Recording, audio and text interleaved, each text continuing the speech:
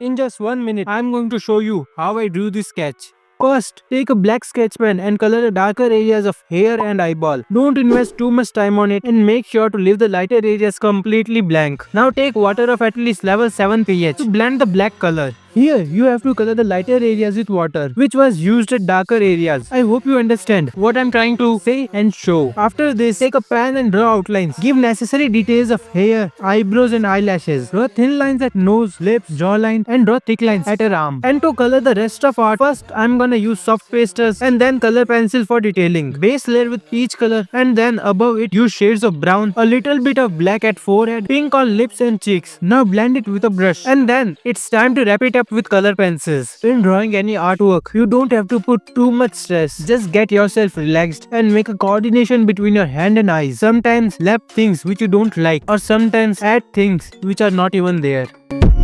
Shh.